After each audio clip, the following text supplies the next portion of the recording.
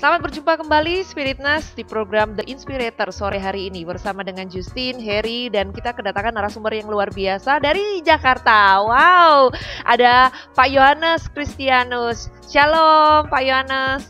Shalom Ibu Justin, Pak Harry, senang bisa diundang di Radio Spirit pada hari ini. Ini pasti akan menginspirasi kita semua. Betul sekali, sesuai dengan nama programnya ya Pak Yohanes ya, The Inspirator. Ini orang-orang yang menginspirasi setiap daripada Spiritness dimanapun kalian berada. Karena setiap apa yang kita angkat dari narasumber kita itu punya problem atau punya background yang berbeda-beda. Dan dari hal itu, Spiritness juga pasti bisa belajar banyak hal. Bagaimana sih mereka jatuh bangunnya, mereka mengatasi masalahnya, mereka bangkitnya, dan mereka survive-nya seperti apa. Nah, kali ini bersama dengan Pak Yohanes Kristianus, kita tahu ya, mungkin beliau ini banyak banget kelihatan di YouTube. Subscribernya lumayan, Bo. Istri saya, Henny Kristianus, yes. Istri lebih terkenal ya Pak ya? Lebih dikenal. Nanti sejarahnya kita sharingkan. Iya, boleh. Bersama dengan Harry, Justin akan menemani kalian semuanya selama 1 jam ke depan. Dan kita akan mulai langsung ngobrol-ngobrol dengan Pak Yohanes ya Harry ya. Bagaimana sih sebenarnya Pak Yohanes kalau nggak salah kan dulu kan sebenarnya bukan di Indonesia ya, di luar negeri kan ya? Betul, saya tinggal di Australia, di kota Sydney bersama dengan orang tua dan adik-adik sejak tahun 96. Dan kemudian saya kuliah di sana, lalu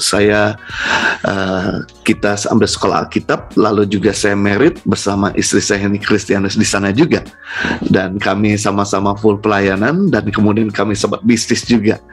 Tapi tiap kali kami pulang ke Indonesia, kami selalu menemukan begitu banyak anak-anak nggak beroleh kesempatan untuk sekolah. Sedangkan di Australia, setiap anak wajib memiliki pendidikan. Bahkan anak cacat pun wajib harus sekolah. Pemerintah akan memberikan segala fasilitas yang dibutuhkan, termasuk transportasi penjemputan dari untuk anak cacat itu ke sekolah, bahkan sekolah free dan kembali lagi ke rumah akan disiapkan semua secara cuma-cuma. Dari situ saya melihat, aduh Tuhan, rupanya yang membuat negara itu maju adalah pendidikan. Makanya waktu Jepang dibom oleh Amerika, negara sekalian hancur, maka Perdana Menterinya tidak tanya berapa emas yang kita miliki, tapi berapa guru yang kita miliki. Berarti untuk membangun sebuah kota bangsa dibutuh pendidik-pendidik. Nah, disitulah kami akhirnya meninggalkan rasa nyaman kami di Australia, meninggalkan pelayanan usaha dan orang tua, kembali ke Indonesia.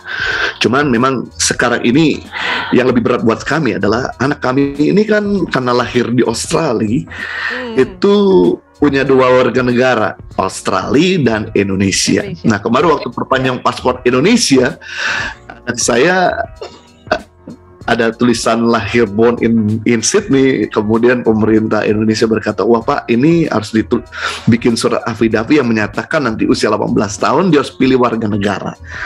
Dan saya nggak mau lepaskan paspor Australia, dia akan kembali ke Australia. Dan kemudian kami harus berpisah. Ini yang berat. Walaupun kami PR, kami bisa balik sih ke Australia untuk ketemu keluarga dan ketemu anak-anak. Tapi mainly kami lebih banyak di Indonesia untuk ministry dan untuk pelayanan kebangsaan.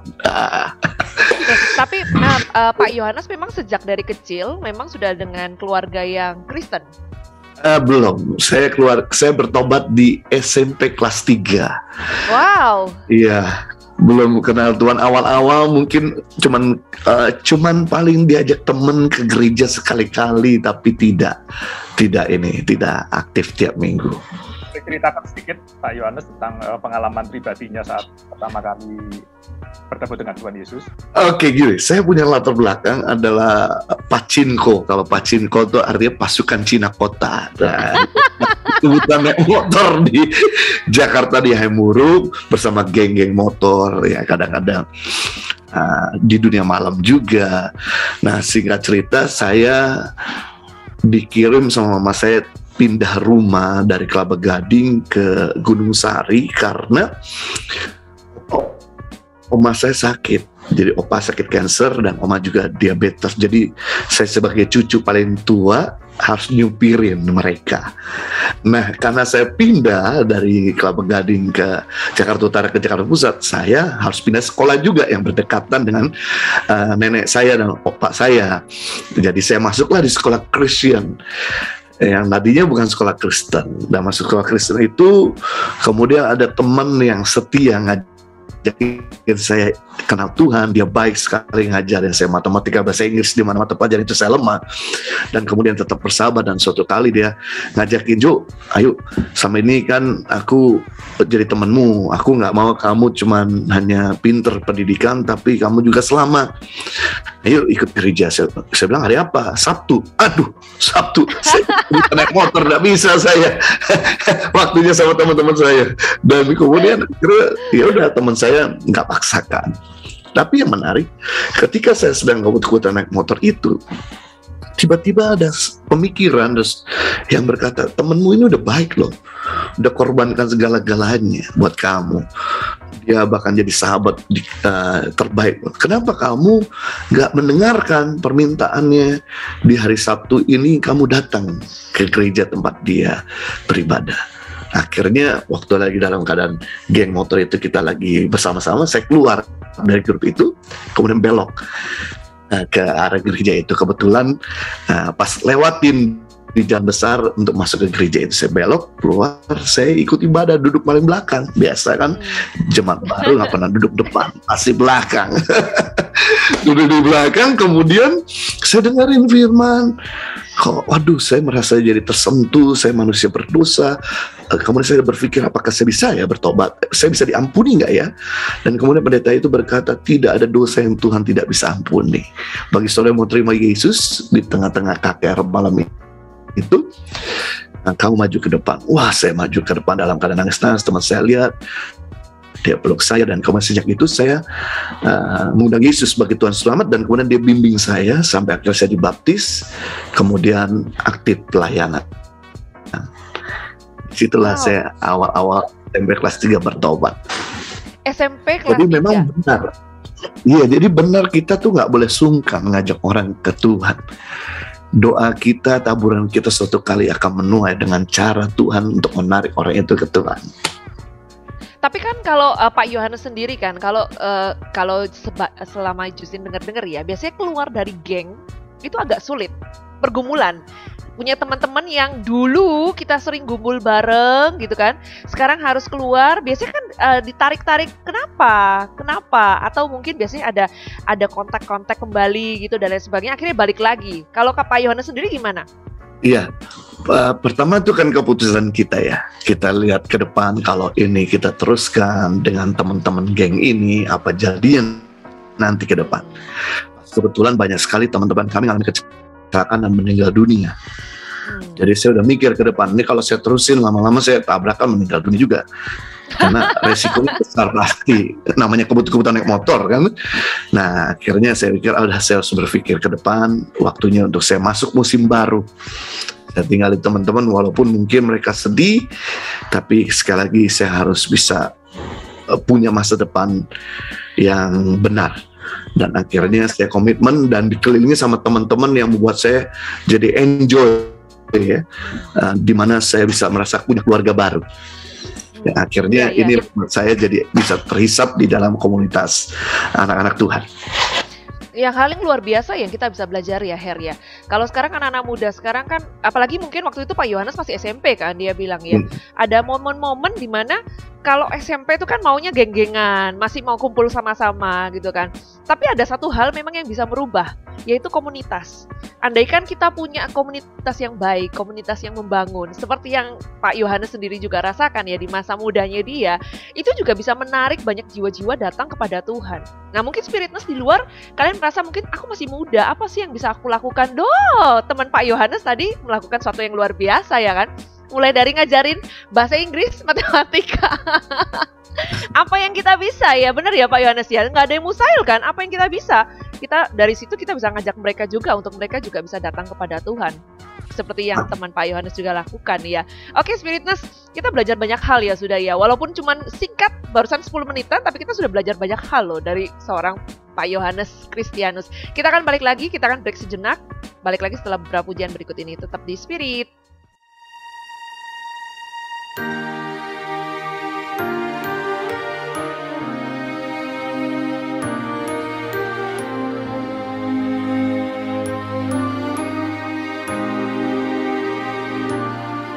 Saat ku berjalan, kasih-Mu menerangi langkahku. Tak ku bimbang, karena ku tahu Kau bersamaku. Kau lebih tahu yang terbaik bagiku. Kau lebih sanggup pulihkan hidupku. Ku berserah, ku percaya, hanya Yesus penolong yang setia.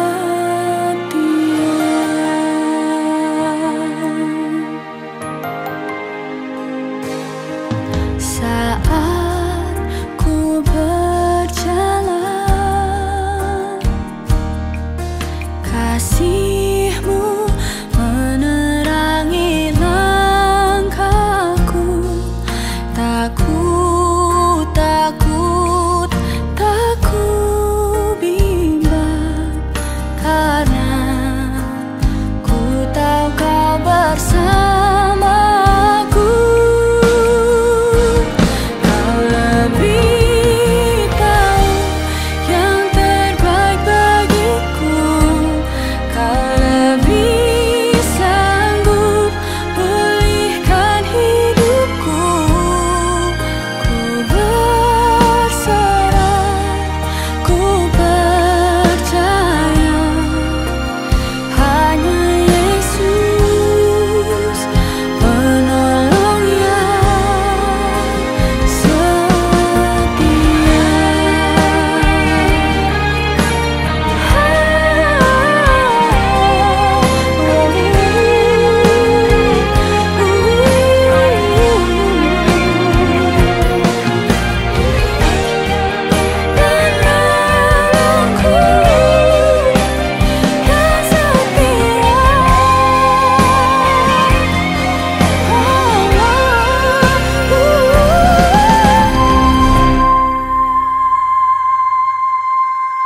yang Kau lebih tahu yang terbaik bagiku.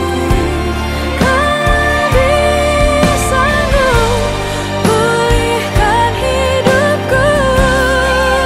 Ku berserah, ku percaya,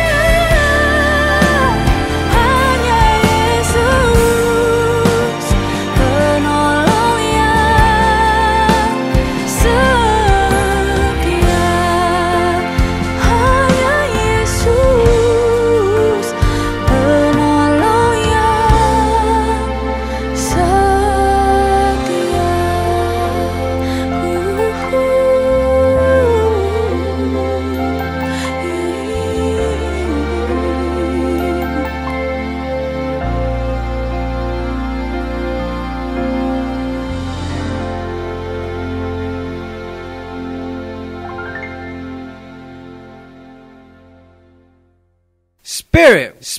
Spirit.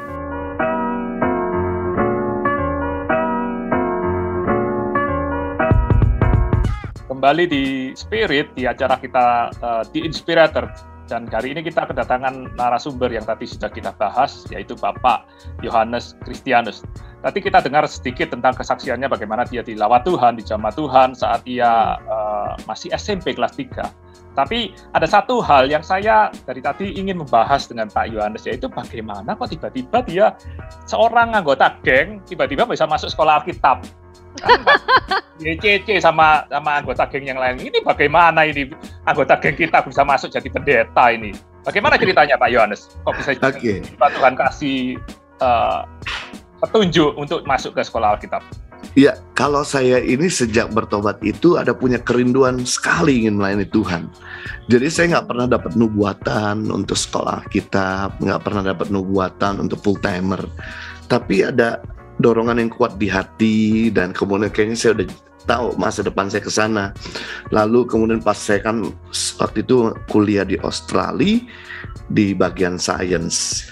Saya bilang, Tuhan, kalau ini dari Tuhan, orang tua saya bisa support untuk dana sekolah Alkitabnya.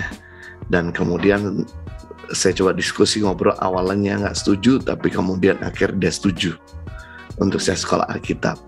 Dan yang pertama, suara Tuhan itu pasti ada beri damai sejahtera di hati. Yes.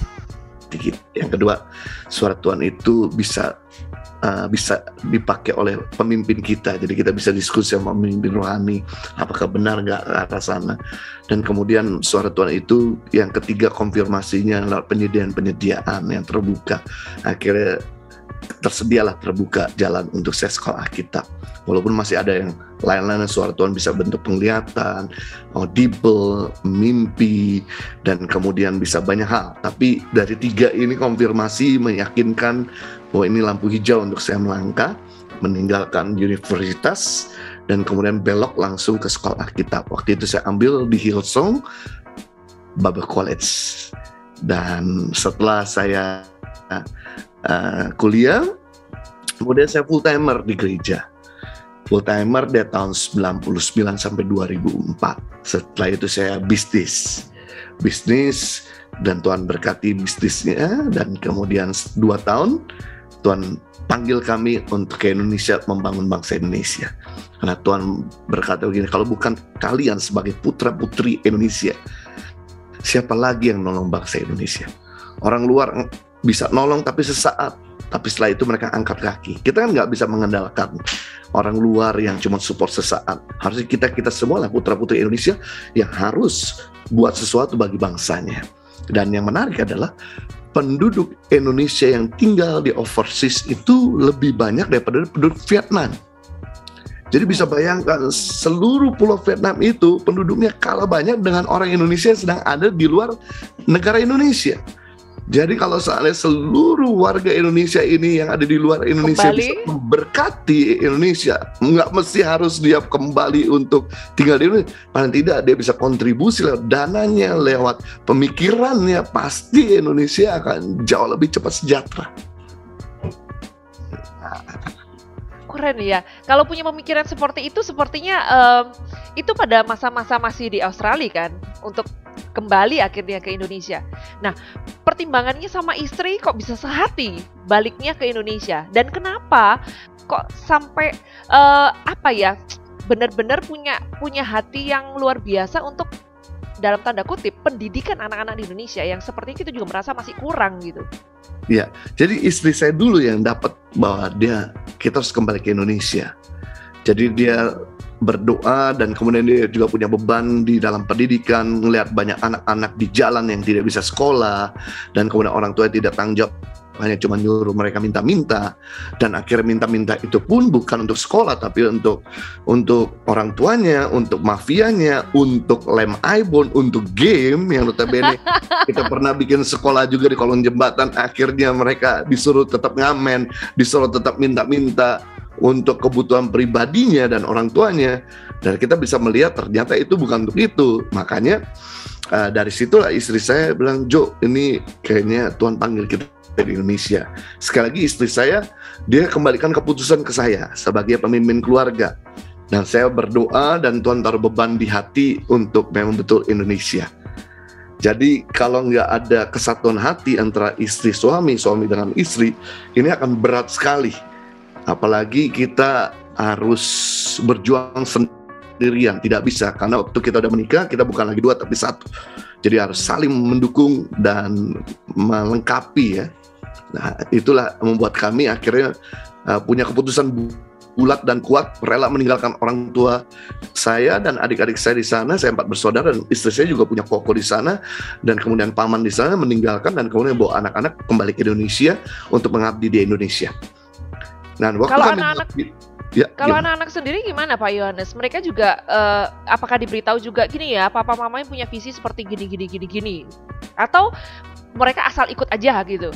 Karena waktu itu masih kecil ya, jadi mereka ngikut.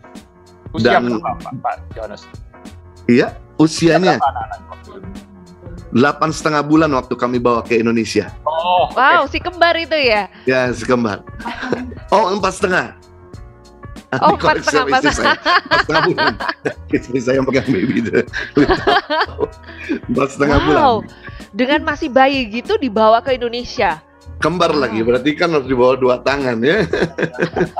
Dan juga memang waktu itu tujuannya sebetulnya untuk liburan, tapi dari liburan itulah Tuhan panggil untuk kita menetap di Indonesia. Dari liburan kok jadinya akhirnya menjadi terpanggil untuk menetap di Indonesia, seperti apa ceritanya Pak Yohanes? Ya itu, karena gini ya, dia lihat langsung dengan mata kepala sendiri apa yang Oh, terjadi di iya, iya. Indonesia. Jadi akhirnya itu dia, makanya kita boleh kontribusi dana, kita boleh kontribusi pemikiran, tapi waktu kita terjun langsung itu kita feel the different ya, compassion-nya, kok bisa merasa ketidakadilan, dan akhirnya kegemesan dan kegerangan yang membuat akhirnya ini waktunya kita ngambil keputusan radikal untuk kembali ke Indonesia. Dari simpati akhirnya menjadi satu hal yang empati untuk anak-anak di Indonesia. Satu hal yang Justin sempat berpikir, apakah sudah ada modalnya untuk mau mengurusi dalam tanda kutip pendidikan anak-anak di Indonesia? Karena ini cukup besar, cukup banyak, dan tantangannya pasti berat. Ya, jadi sekali lagi Tuhan tidak tanya apa yang kita nggak punya, tapi apa yang kita punya. Kita mungkin punya uang terbatas, tapi kita coba kontribusikan dengan apa yang terbatas. Mungkin kita nggak punya uang banyak, tapi kita punya tenaga, kita punya skill. Istri saya kebetulan skillnya adalah ngajar bahasa Inggris. Dia bisa bahasa Inggris sangat fluent karena dia suka bahasa. Dia ngajarin anak-anak dalam bahasa Inggris. Anak-anak yang ada waktu itu, kami tinggal di Bandung waktu pertama kali pulang Indonesia, kami kan di Bandung melayani Tuhan di Bandung, dan disitulah dia ngajar kepada anak-anak di pinggir rumah kita. Nah dari situlah berkembang, lalu ngajar lagi di sebuah rehabilitas orang-orang narkoba, dan kemudian dari situlah akhirnya yang kecil jadi besar, akhirnya yang sedikit jadi banyak. Jadi kita bisa lihat bahwa Tuhan tidak memakai apa yang kita nggak punya, tapi apa yang kita punya, apa skillmu.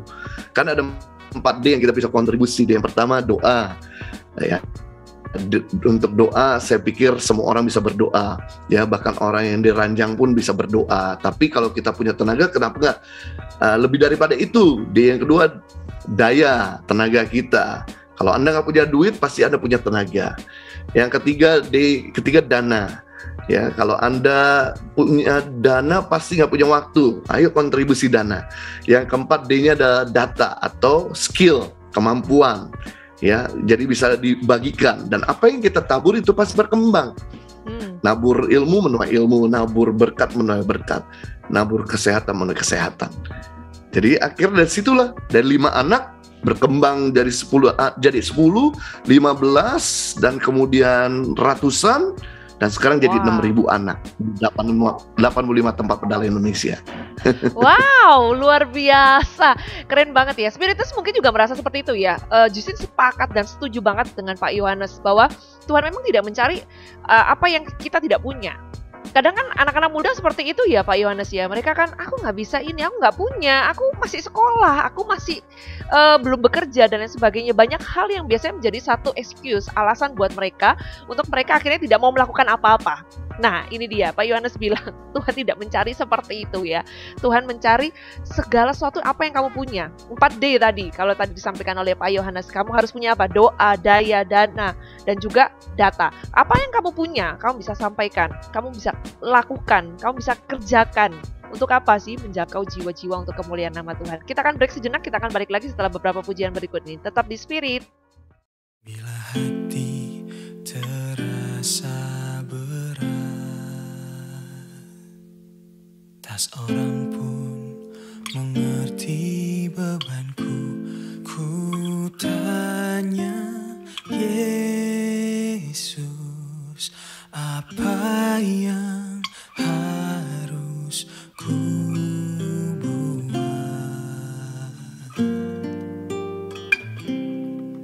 Dia berfirman, mari datanglah. Dia selalu pedulikan aku. Ku datang Yesus, Dia pikul segala bebanku.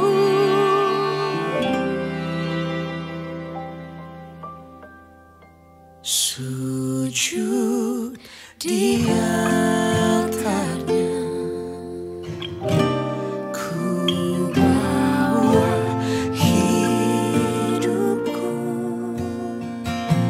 Ku terima anugerahnya, Dia ampuniku dan bebaskanku.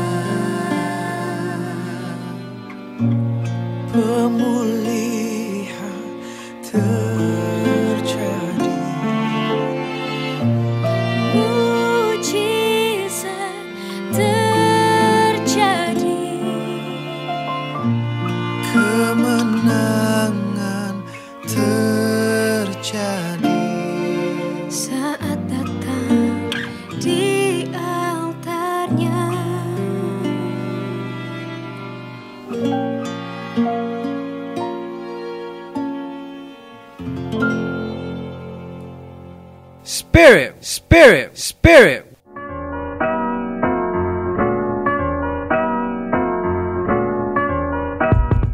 Kita kita kembali di Spirit dan kembali bersama dengan Pak Yohanes. Tadi kita dengarkan banyak sekali kesaksiannya yang luar biasa. Bukan cuma kesaksian, tetapi ada beberapa firman Tuhan yang dibagikan oleh Pak Yohanes. Betul sekali. Dan kita kenal dia sebagai pendiri atau founder dari Tangan Pengharapan. Dan bagaimana ceritanya Pak Yohanes? Bagaimana Tangan Pengharapan bisa lahir dan apakah arti nama dari Tangan Pengharapan itu? Kenapa kok? Ya. Kenapa kok Tangan Pengharapan gitu ya? Iya, baik. Waktu itu dimulai dari istri saya yang punya hati untuk menolong pendidikan anak-anak di Indonesia. Dan kemudian istri saya mulai menolong dari anak-anak yang ada di Bandung dan kemudian di Jakarta. Dan kemudian kita melihat ternyata anak-anak di kota-kota besar ini ketika kita beri pendidikan agak kurang konsisten. Mereka lebih prefer untuk cari duit dibandingkan untuk belajar sekolah.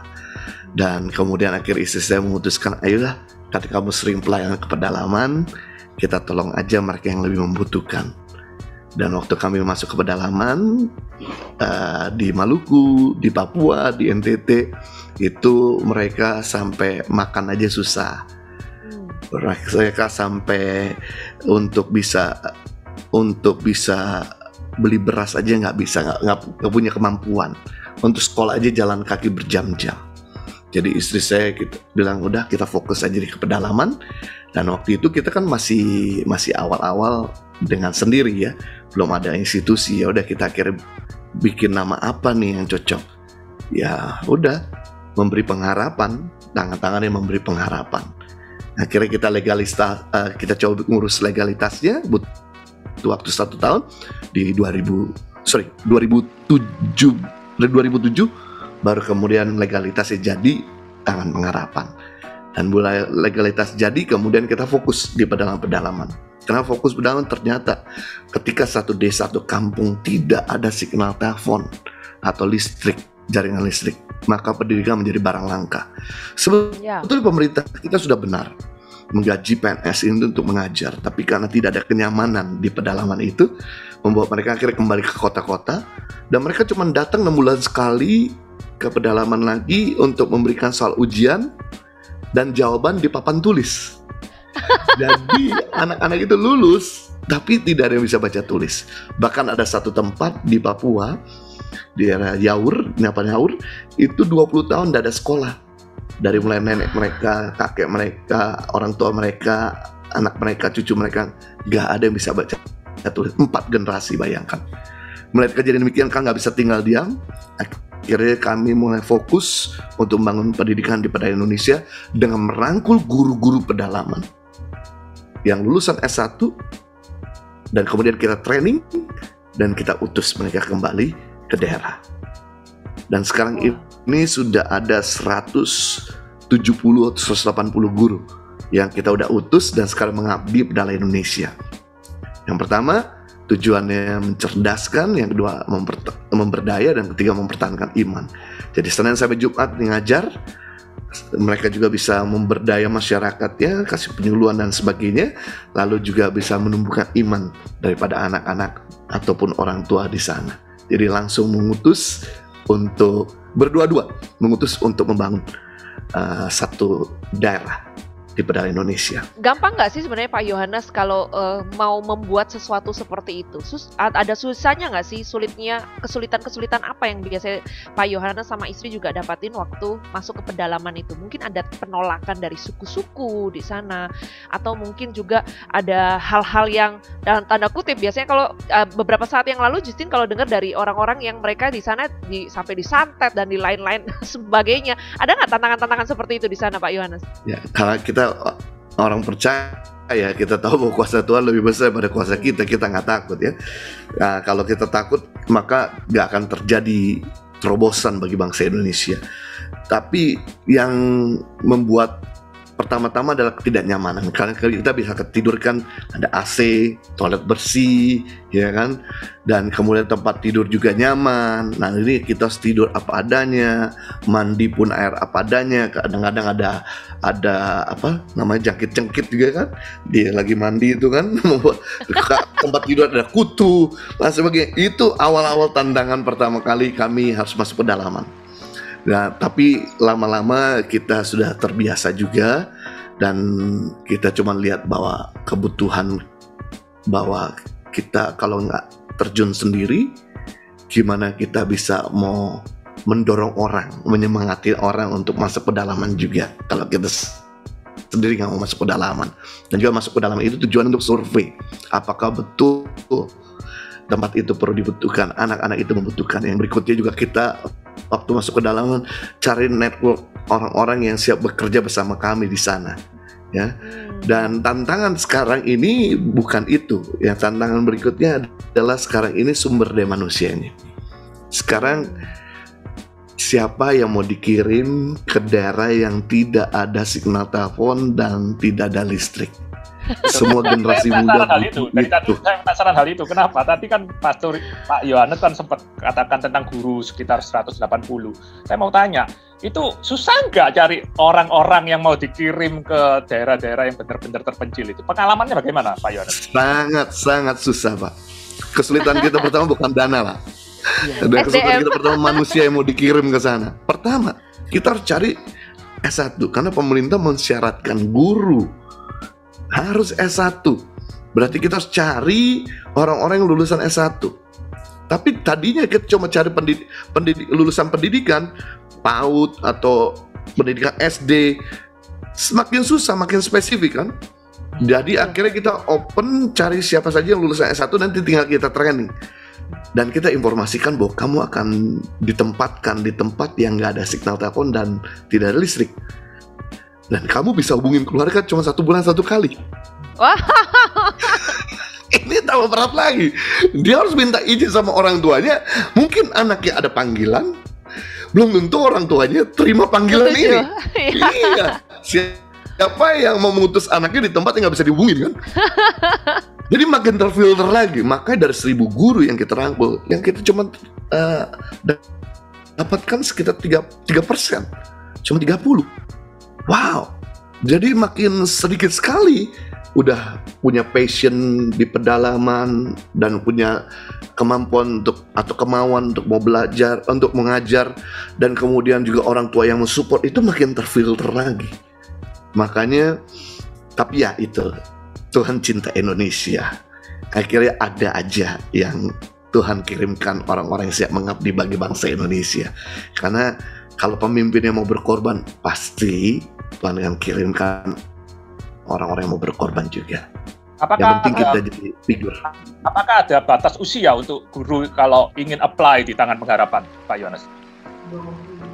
Yes, di bawah 40 tahun, silakan bagi teman-teman, saudara-saudara yang ingin berkontribusi di bangsa Indonesia, kirim aja ke Tangan Pengharapan. Ada website tanganpengharapan.org, silakan, atau bisa juga lihat Instagramnya, atau bisa kirim email recruitment tanganpengharapan@gmail.com. Jadi nanti kita akan follow up bagi teman-teman yang ingin mengabdi bagi bangsa Indonesia. Kenapa? Karena ini bagus sekali. Kalau kamu bisa mengajari pedalaman, kan sistem kita sih kontrak setahun. Kalau oke, perpanjang lagi ya.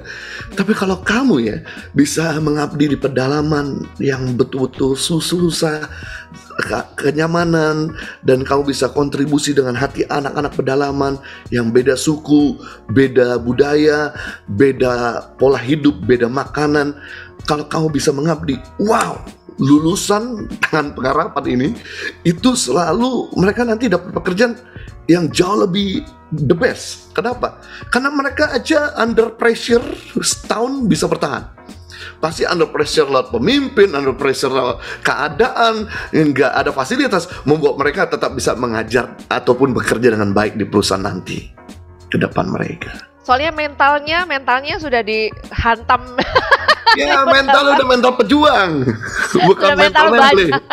Dan itu pengalaman seumur hidup loh. Itu pengalaman seumur hidup loh. Yes. Nggak bisa nemu. Jadi mungkin ya, teman-teman seangkatannya dengan teman sejawatnya sepermainannya mungkin nggak pernah dapat cerita yang sama. Karena itu pengalaman yang benar-benar mereka mungkin nggak pernah bayangkan begitu kan. Kalau hidup di tempat terpencil, pelayanan untuk Indonesia dan banyak hal yang sebenarnya kalau kan cuma 1 tahun at least kan.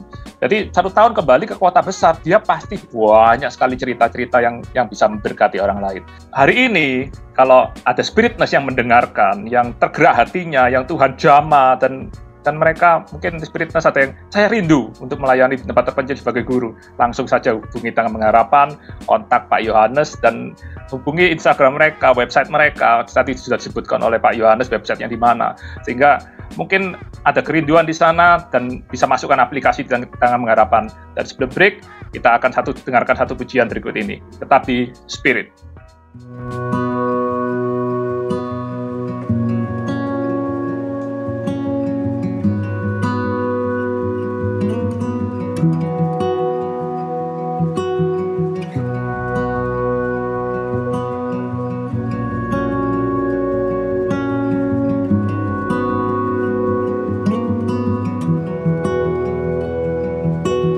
Bapa kau setia,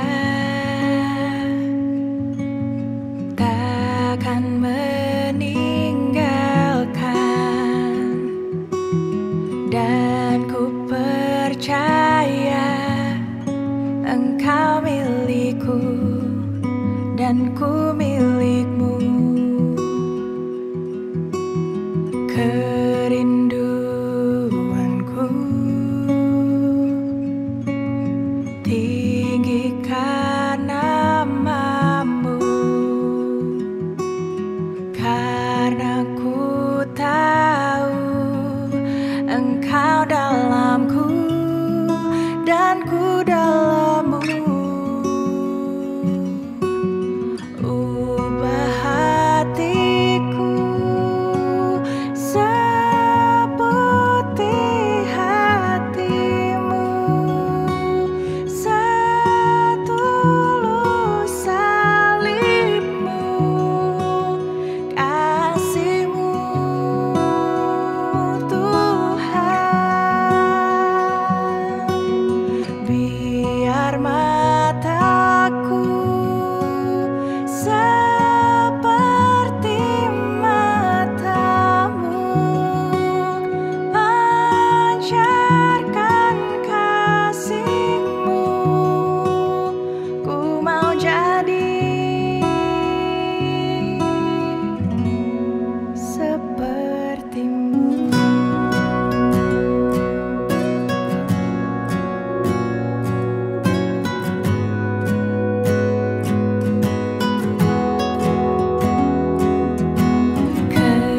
Kerinduanku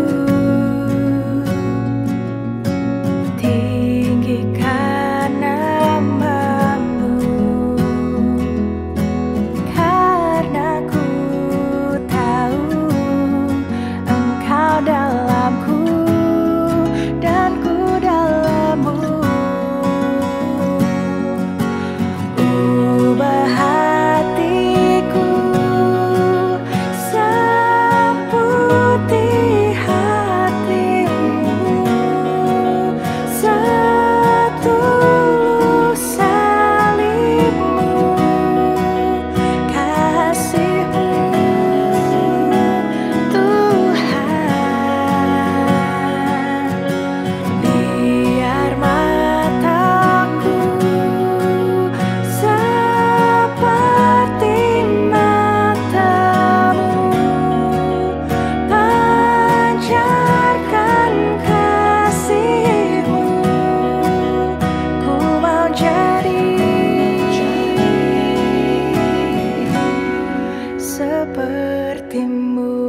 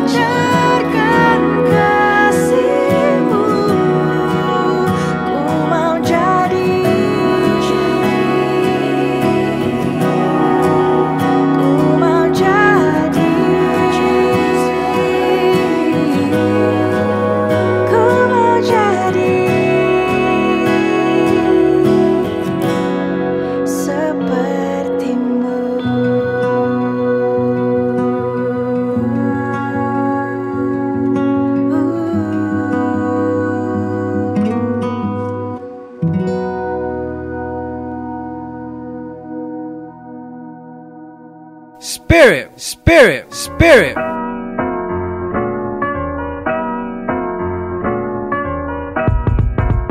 Balik lagi di The Inspirator bersama dengan Justin, Harry, dan juga Pak Yohanes Kristianus. Dan kita tadi banyak membahas bagaimana seorang Pak Yohanes sejak dulunya ya, dia percaya Tuhannya itu mulai dari SMP ya. Sebenarnya cukup sangat-sangat muda ya masih ya. Tapi dari SMP itu dia akhirnya mulai masuk ke sekolah Alkitab, terus melayani, juga masuk ke pedalaman ya kan, untuk melayani anak-anak Tuhan di sana, mereka yang butuh untuk pendidikan, mereka yang butuh untuk diajar, mereka yang butuh banget bagaimana rasanya itu sekolah. Karena seperti tadi kita dengar Pak Yohanes cerita bahwa di sana itu mereka nggak bisa baca, nggak bisa nulis gitu kan, mereka cuma lulus aja tapi nggak bisa ngapa-ngapain gitu kan, percuma gitu. Akhirnya pendidikan masuk di sana melalui Pak Yohanes dan kawan-kawan. Nah, kita mau tahu ini sebelum nanti kita endingkan ya Pak ya. Setelah perjalanan yang begitu lama dari sejak 2007 ya masuk ya. Kan sempat pandemi kemarin terjadi. Apa yang Pak Yohanes lakukan? Pandemi apa off akhirnya berhenti sementara selama pandemi gitu. Dan ini kan sebenarnya masih berlangsung ya. Apa yang Pak Yohanes dengan istri dan juga kawan-kawan lakukan? Wow, waktu pandemik itu kita sempat tergoncangkan ya, karena saya sama istri aja kehilangan kerjaan karena kami sebagai itinerary preacher, pembicara undangan itu kan gak ada lagi jadwal. Buat kami kehilangan income, buat yayasan juga berdampak karena biasanya keliling pelayanan itu bawa merchandise di mana kita jual untuk keuntungan sepenuhnya bagi pendidikan pedalaman Indonesia untuk gaji guru-guru. Nah, ditambah lagi waktu pandemik itu di mana donatur kami kirim email, kirim surat menyatakan bahwa kami nggak bisa lagi support. Wow. Kita harus terima kenyataan apa yang terjadi di pandemik ini. Wow, kita juga doakan partner kami supaya Tuhan bisa pulihkan usaha pekerja mereka. Tapi kemudian kami putar otak dan doa, dan Tuhan sampaikan lewat istri saya, kenapa kita nggak mulai gereja online saja? Dari gereja ini kita tujuannya memberkati. Kita memberikan makanan, pembinaan dan sebagainya, dan kemudian kalau toh sampai nanti Tuhan berkati, harus support dengan pengharapan 90% income gereja ini. Dari Impact Community sekarang ini ya. Betul, dari Impact Community sekarang. Dan akhirnya kita switch dari nggak bisa pelayanan keliling, malah karena kita masih muda ya, jadi bisa YouTube live, kemudian IG live, kemudian Zoom. Dan akhirnya inilah yang menjadi pilar untuk support dengan pengharapan sampai hari ini. Dulu kita berpikir ada seorang pengusaha yang memikirkan bisnis atau unit bisnis yang support dengan pengharapan. Dulu kita memikirkan mungkin ada usaha buat kami sendiri yang bisa support dengan pengharapan. Ternyata pemikiran-pemikiran ini boleh aja dipikirin, tapi sekali lagi, bahwa rencanamu bukan rencana Tuhan, rencana Tuhan bukan rencanamu. Dan akhirnya lewat pandemik inilah membuat kami akhirnya bisa starting gereja Impact Community Indonesia lewat YouTube Henry Kristianus Impact Community Indonesia, dan juga di IG Live. Dan lewat income tersebut 90% dikirim untuk membangun pendidikan di Indonesia. Tapi tercukupi dengan apa yang sudah dilakukan saat ini, kena pandemik ini. Karena kan sebulan bisa menghabiskan bisa ratusan juta, bahkan mungkin bisa banyak sekali kan pengeluaran untuk 6.000 anak-anak di sana, belum guru-gurunya. Betul. Pengeluaran tangan pengharapan at least 1,5 M. Wow. Berarti membuang satu apartemen ke laut tiap bulan. Atau kirim buang satu Alphard, satu mobil mewah itu. Tapi again, sekali lagi, ini kan punyanya Tuhan ya. Selama kita jadi pengelola yang benar, pengelola yang baik, dan kita bisa berintegritas, Tuhan pasti akan terus dukung. Jadi ini sebuah prinsip ya. Jika pendukungmu atau jemaatmu itu tiba-tiba habis hilang, itu biasa pemimpinnya jatuh dalam skandal. Tapi kalau misalnya pendukungmu atau jemaatmu itu turun pelan-pelan atau pergi pelan-pelan, tapi pasti menurun income, menurun supporter, menurun jemaat, follower, itu pasti ada something wrong di dalam keuangan. Perbaiki keuanganmu, maka dia akan naik lagi.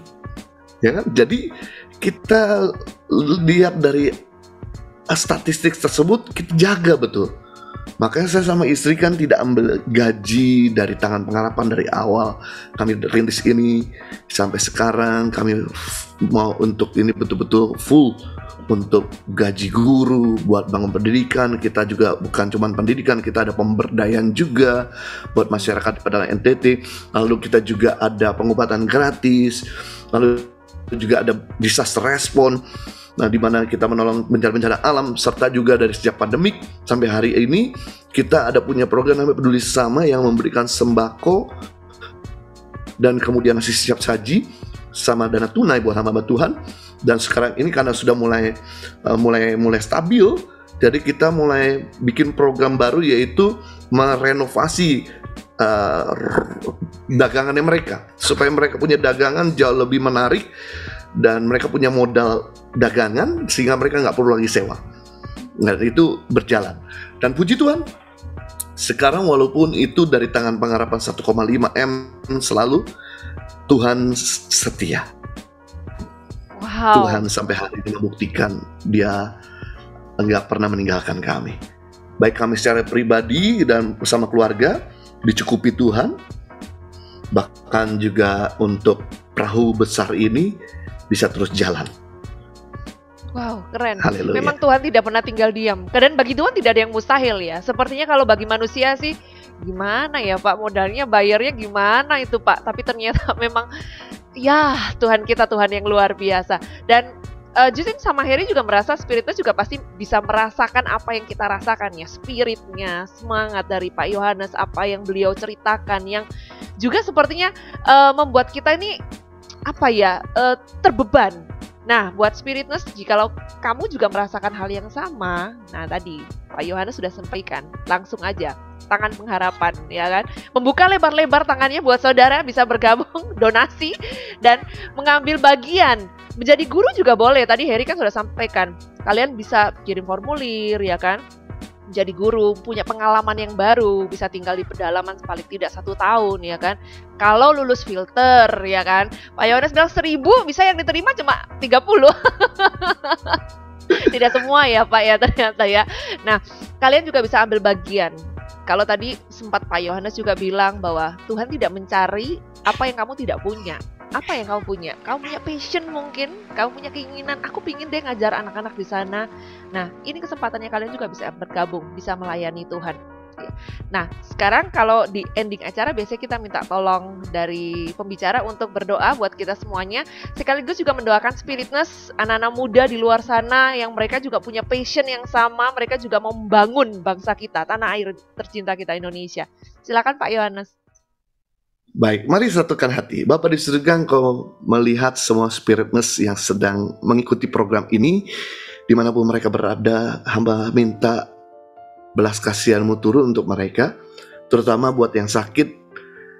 Engkau boleh sembuhkan. Kami perintahkan segala sakit penyakit, baik itu segala sakit penyakit stroke, asam urat, diabetes, batu ginjal, batu empedu, alergi, segala sakit penyakit kanker, tumor, bahkan juga leukemia, lupus sekalipun, kami perintahkan pergi keluar dalam nama Yesus. Kau nggak punya tempat dalam tubuh umat-Mu, sebab tubuh mereka sudah milik Kristus, di mana Roh Allah tinggal dalam mereka. Kami remukkan kuasa segala sakit penyakit di dalam nama Yesus. Terima kesembuhan Tuhan. Dan hamba juga berdoa buat umat-Mu yang sedang membutuhkan secara finansial. Biarlah berkat Tuhan yang tidak terduga-duga mengalir.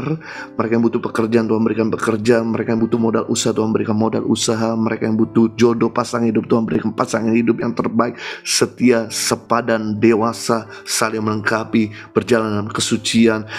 Mereka yang membutuhkan bahkan keturunan, Tuhan berikan buah hati yang terbaik. Mereka yang bahkan mempersiapkan pernikahan, biarlah Tuhan menyempurnakan pernikahan persiapan mereka, dan dana-dana yang dibutuhkan pun kedua keluarga besar mendukungnya.